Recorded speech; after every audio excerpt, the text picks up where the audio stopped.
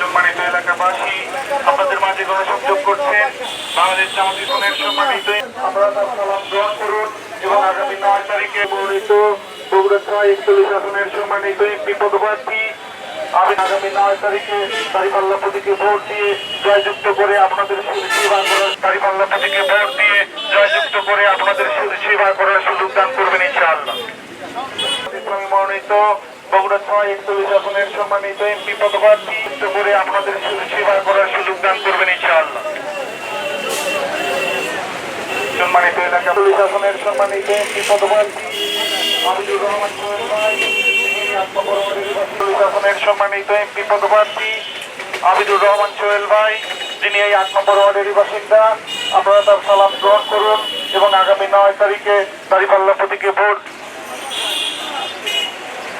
সম্মানিত এলাকাবাসী, আপনাদের মাঝে গণসংযোগ আজকে থেকে আনুষ্ঠানিক প্রচারণা আমাদের শুরু হলো। বগুড়ার মানুষ আশা করেছিল জনাব তারেক রহমান এই বগুড়ার আসনটা রাখবেন, কিন্তু তিনি তো ছেড়ে দিয়ে ঢাকায় চলে গেছেন, 17 রেখেছেন।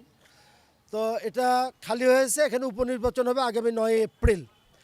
তো এবারে আমার বিশ্বাস বগুড়ার মানুষ সিদ্ধান্ত নিতে ভুল করবে না, দাঁড়িপাল্লা প্রতীকে ভোট দেবে বলে আমি বিশ্বাস করি। আমি নির্বাচিত হলে বগুড়ার মানুষের পাশে থেকে আমি বগুড়ার উন্নয়ন সহ বগুড়াবাসীর সেবায় নিজেকে নিয়োজিত করব। আমার জন্ম এখানেই বেড়ে ওঠা, এখানেই লেখাপড়া, এখানেই ছাত্র রাজনীতি, এখানেই মূল রাজনীতি, এখানেই আন্দোলন সংগ্রাম স্বৈরাচারের বিরুদ্ধে, এখানেই জেল খাটা। আমার যাওয়ার কোনো জায়গা নেই। আমি নির্বাচিত হলে জনগণের পাশে থাকব, বগুড়াকে একটা সন্ত্রাসমুক্ত শহর হিসেবে গড়ে তুলব, বগুড়া যানজট সমস্যার সমাধান করব। বগুড়াকে যে আমরা দীর্ঘদিন হলো বগুড়া সিটি কর্পোরেশন হবে হবে শুনি, এখানে অনেক দল ক্ষমতায় ছিল, কেউ সিটি কর্পোরেশন করেনি।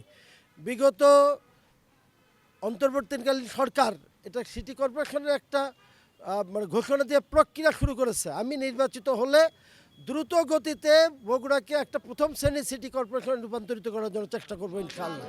বগুড়া একটা পূর্ণাঙ্গ বিশ্ববিদ্যালয় স্থাপন করবো ইনশাআল্লাহ।